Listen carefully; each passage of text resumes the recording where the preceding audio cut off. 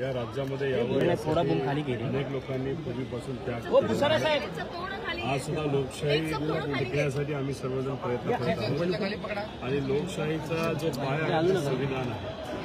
आज आपण विधानसभेच्या आवारामध्ये दर्शन घेतलं आणि माझ्या संविधानाचा एक महत्वपूर्ण प्रास्ताविक या ठिकाणी आपल्या सगळ्यांना बघायला मिळतं. आमच्या सगळ्यांचा प्रयत्न संविधान टिकावं, लोकशाही टिकावी. आता हा विषय आम्ही सर्वजण लढत आहोत. आमचं मत एवढंच आहे की महाराष्ट्रातल्या सामान्य लोकांच्या मनामध्ये ईव्हीएम मशीनबद्दल म्हणजे लोकशाहीबद्दल एक शंका उपस्थित झालेली आहे. आणि लोकशाहीमध्ये शंका असणं हे योग्य नाही. नेत्यांच्या मनामध्ये शंका असणं एक विषय झाला, तर सामान्य लोक सुद्धा ईव्हीएम बद्दल आता चर्चा करायला लागलेले. ही गोष्ट लोकशाहीसाठी योग्य नसल्यामुळे आमची विनंती आहे की जी काय आमच्या मनामध्ये शंका आहे किंवा लोकांच्या मनामध्ये शंका आहे ते कुठेतरी इलेक्शन कमिशननी ही त्याला क्लॅरिफिकेशन हे दिलं. देवेंद्र फडणवीस म्हणतात की हा संपूर्ण जो निकाल आहे तो लवकरात लवकर खोटं नाट्य नरेटिव्ह जे आहे ते शरद पवार पसरवत आहेत. बघा, त्यांचं मत आहे ते आता राज्याचे मुख्यमंत्री त्याचा मोबाईल येतो कोणाचा पक्षाची त्यांच्या सरकारची भूमिका तिथं मांडत आहेत. आदरणीय पवार साहेब लोकांची भूमिका मांडत आहेत. आम्ही सर्वजण आदरणीय पवार साहेबांबरोबर लोकांबरोबर तिथं आहोत. लोकांच्या मनामध्ये शंका असेल तर ती बोलून दाखवण्याची जबाबदारी ही आमच्या सगळ्यांची, म्हणून आम्ही दाखवत आहोत. शरद पवार त्या ठिकाणी गेलेले आहेत आणि काय सांगाल, कारण बॅलेट पेपरवर खरं तर निवडणूक मार्केटवाडी या ठिकाणी घेणार होते, मात्र झूक दिली नाही. एक तर तिथं असणाऱ्या सामान्य लोकांनी हिंमत दाखवली लोकशाही टिकवण्याची आणि बॅलेट पेपरवर मतदान व्हावं अशी इच्छा तिथं असणाऱ्या नागरिकांची होती. याच्यात तिथं जो प्रयत्न तिथं असणाऱ्या नागरिकांनी केला तो कुठेतरी सरकारकडनं पोलीस प्रशासन मोठ्या प्रमाणात तिथं गेल्यामुळे तो हाणून पाडला असं आपल्याला म्हणावं लागेल. याच्यातच लोकांची हिंमत आणि लोकांचा जो प्रयत्न याला पाठिंबा देण्यासाठी आदरणीय पवार साहेब आणि काही काँग्रेसचे नेते सुद्धा तिथे गेलेले आम्हाला समजतात. अमोल मिटकरी असं म्हणताय की सुरुवात जी आहे प्रयत्न जो आहे तिथून दबावाचा प्रयत्न झाला, तिथूनच मोठा उठाव सुरू करण्याचा प्रयत्न आहे. शेवटी एखादा लढा जेव्हा सामान्य लोक लढतात त्याला पाठिंबा देण्यासाठी नेत्यांना जावं लागतं, म्हणून तिथं पवार साहेब गेलेत असं मला वाटतं. राजीनामा द्या, लोकसभेपासूनच आपण सुरुवात करूया. लोकसभेच्या सुद्धा निवडणुका महाराष्ट्रातल्या पुन्हा एकदा घ्या आणि मग त्या बॅलेटवर घ्या, अशा पद्धतीचं विधान जे आहे ते अमोल मिटकरी करतात. एकतर बॅलेट पेपरची शाश्वती सरकारली इलेक्शन कमिशनली तिथं द्यावी आणि मग लोकसभा आणि विधानसभा महाराष्ट्राचे एकत्रित आपल्याला बॅलेट पेपरवर घेता येतील. मग शाश्वती पहिली द्यावी लागेल आणि शाश्वती दिली तर मग एकत्रित सगळ्या लढाई लढू. एखाद्या राज्यामध्ये फक्त बारामती नाही तर एकच मतदारसंघ हा कुठेतरी तिथं बॅलेटवर घ्यायचा आणि बाकी मोकळे ठेवायचं असं नसतं. लोकशाहीमध्ये सगळीकडे न्याय दिला गेला पाहिजे. महाराष्ट्रातले लोकसभा आणि विधानसभा परत एकदा बॅलेट पेपरवर जर हे सरकार घेत असेल, इलेक्शन कमिशन घेत असेल तर त्याचं स्वागतच केलं पाहिजे आणि त्या पद्धतीने मग आम्ही आमचे राजीनामा देऊन परत एकदा लढायला तयार आहोत. आमदारकीची शपथ घेणार आहात का? कारण की काल महाविकास आघाडीकडनं निषेध केला गेला, शपथ घेतली नाही काँग्रेसच्या. कालच्या दिवशी एक प्रातिनिधिक निषेध केला असं आम्हाला समजतंय, पण आज लोकांनी आम्हाला निवडून दिलेलं आहे. लोकांच्या हिताचे प्रश्न, महाराष्ट्राचे हिताचे प्रश्न मांडण्यासाठी शपथ घेणं हे महत्वाचं आहे.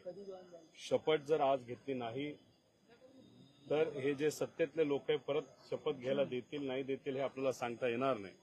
मग अधिवेशनामध्ये जाऊन लोकांच्या हिताचे प्रश्न आपल्याला मांडता येणार नसतील तर मग मला असं वाटतं की कुठेतरी लोकशाही अडचणीत आल्यासारखं वाटेल.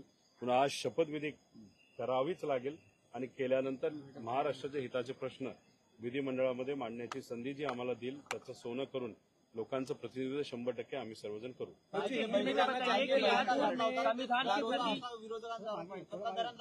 काय काल जो बहिष्कार घातला होता महाविकास आघाडीच्या आमदारांनी स्टंट होता असा संविधानाचा अपमान आहे असं ते म्हणतात. आता शेवटी कसं आहे की विरोधक जे करतात तो स्टंट, ते जे करतात ते मग त्याला नॅचरल काहीतरी आपल्याला म्हणावं लागेल. म्हणजे कुठेतरी मला असं वाटतं की सत्य ठीक आहे, आता सत्ता आली आहे, 4-5 महिने त्यांना तिथं द्यावे लागतील. बघूया हे सरकार कसं त्या बाबतीत ते चालवत आहे, लोकांच्या हिताचे प्रश्न ते मांडतात का नाही हे आपल्याला तिथं बघावं लागेल. मी सुद्धा मुख्यमंत्री साहेबांच्या नावाने तिथं एक पत्र घेऊन आलेलो आहे. काही मतदारसंघाचे विषय, काही महाराष्ट्राचे विषय. कारण काल बोलत असताना त्यांनी सांगितलं की द्वेषाचं राजकारण न करता विकासाचं राजकारण ते करणार आहेत आणि विरोधक जर काही चांगले मुद्दे मांडत असतील तर मग विरोधक म्हणून मी तिथं काही मुद्दे त्यांना लिखित स्वरूपात देणार आहोत. बघू त्या बाबतीत ते काय करतात. संविधान की प्रति आपके हाथ में है, आज शपथ ग्रहण लेंगे. की रोहित पवार यांना कुठेतरी प्रस्तुत पदापासून डावललं, त्यामुळे तुम्ही नाराज आहात. रोहित पाटील यांना प्रस्तुत केलं. आदरणीय पवार साहेबांनी सुद्धा सांगितलेलं आहे, मी सुद्धा सांगितलेलं आहे की रोहित पाटलांचं नाव असेल तसंच इतरही नेत्यांचं नाव जेव्हा विचारण्यात आलं की कोणाला कुठलं पद तिथं द्यावं, आम्ही सगळ्यांनी मिळून जी नावं तिथं पुढे आणली त्यांनाच तिथं पद दिलेलं आपण सगळ्यांनी बघितलेलं आहे. त्यामुळे विरोधक काय बोलतात याच्यापेक्षा आम्ही काय भूमिका घेतली हे जास्त महत्वाचे. आणि पवार साहेबांनी स्वतः त्या बाबतीत स्पष्टीकरण दिलेलं आहे, मी सुद्धा स्पष्टीकरण दिलेलं आहे. त्यामुळे आता विरोधकांना विचारून त्यांचाही आणि लोकांचाही वेळ घालवणं योग्य नाही असं मला वाटतं. रोहित जी, हिंदी में बताइए, संविधान की प्रति आपके ईव्हीएमचं हाथ में ली है, राजकारण, शपथ भावनिक ग्रहण. राजकारण करण्याचा प्रयत्न महाविकास आघाडी करते असा आरोप भाजपकडून होतोय.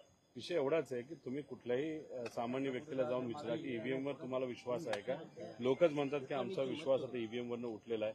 जेव्हा लोक शंका घ्यायला लागतात ईव्हीएमच्या बद्दल मग लोकशाही धोक्यात आली असं आपल्याला कुठे तिथं म्हणावं लागेल. आणि पूर्वी असं होत नव्हतं, पण आता काही आकडेवारी आपण बघितली, 74 लाख मतदान अचानक तिथं वाढलं आणि बरेच काही मुद्दे आहेत.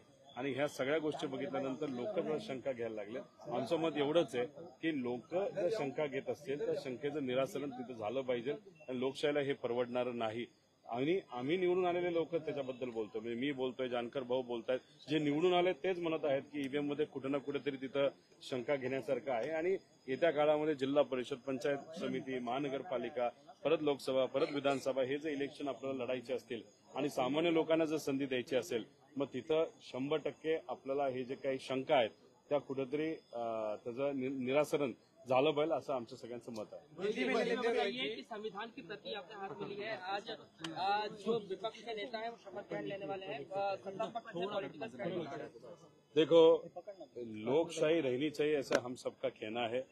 संविधान ये जो अपना बेस है लोकशाही का, इसको ताकत देनी बहुत इम्पोर्टेंट है और इसी के विचार से हम सब लड़ते हैं. तो आज शपथ विधि का कार्यक्रम है एमएलए का, तो हम सब यहाँ पे आए हैं और वहाँ पे हम लोगों के प्रति, महाराष्ट्र के प्रति वहाँ पे शपथ लेंगे. एक सवाल है, एक हेडलाइन बन रही है, लातूर से आ रही है, जहाँ पे 100 किसान ऐसे हैं जिनको वक्फ बोर्ड ने इस्तेमाल किया है, जबकि वो जनरेशन से वहाँ पे खेती कर रहे हैं. बहुत बड़ा सवाल बन रहा है. अभी देखो वहाँ पे इन्वेस्टिगेशन करना पड़ेगा, कैसे नोटिस आया, क्यों आया, उसका कारण क्या है, उसका बेस क्या है, वो देखने के बाद ही उस पर कुछ हम कमिट कर सकते हैं. रोहित जी, कल ममता बनर्जी ने ये कहा कि इंडिया गठबंधन का नेतृत्व करने के लिए तैयार है. अगर बाकी नेता कल पवार साहब ने भी जो है वो समर्थन सीधे तौर पे तो नहीं, लेकिन सांकेतिक तौर पे समर्थन जो है वो पवार साहब ने भी दिया है, क्या कहेंगे? देखो, इंडिया ब्लॉक जो है वहाँ पे लोकशाही है, वहाँ पे डेमोक्रेसी है, वहाँ पे जो भी नेता है, कांग्रेस के हो या दूसरे मित्र पक्ष के हो, वहाँ पे उनका मत वहाँ पे बोलने का वहाँ पे सबको संधि मिलती है. तो वहाँ पे ममता दीदी ने वहाँ पे कहा है उनके मन में जो है. अभी बाकी जो नेता है उसके बारे में निर्णय लेंगे, वो देखते हैं क्या होता है आगे. रोहित जी, महबूबा मुफ्ती की बेटी ने कहा कि हिंदुत्व जो है एक बीमारी है, उस स्टेटमेंट को आप किस तरीके से देखते हैं? देखो, ऐसे कोई भी विषय के बारे में या कोई भी इतर समाज के बारे में ऐसा स्टेटमेंट देना योग्य नहीं है. और दूसरा, जो हिंदुत्व शब्द है वो वैसे देखा जाए तो बहुत रीसेंट वाला शब्द है. मतलब वहाँ पे सावरकर जी ने वो शब्द वहाँ पे निकाला था, लेकिन हिंदू संस्कृति जो है वो हजारों साल पहले से चलते आई है. तभी कभी कभार पॉलिटिकल एजेंडा अगर किसी को आगे लेके जाना है तो हिंदुत्व के बारे में बोलते हैं, लेकिन हम सब हिंदू संस्कृति समझने वाले लोग हैं और हिंदू संस्कृति हजारों सालों से पहले से आई है. तो अभी यहाँ पे हिंदुत्व जो शब्द है उसके बारे में किसी ने कहा होगा, तो मुझे लगता है कि अभी पॉलिटिकल डिबेट होने की जरूरत है. ये शब्द पे लड़ने के बजाय अभी विचार विकास उस पर ज्यादा लड़ने की जरूरत है, ऐसे मुझे लगता है. लातूर में 100 से ज्यादा किसानों को जो है वक्फ बोर्ड में बोला नोटिस दिया है. Thank you.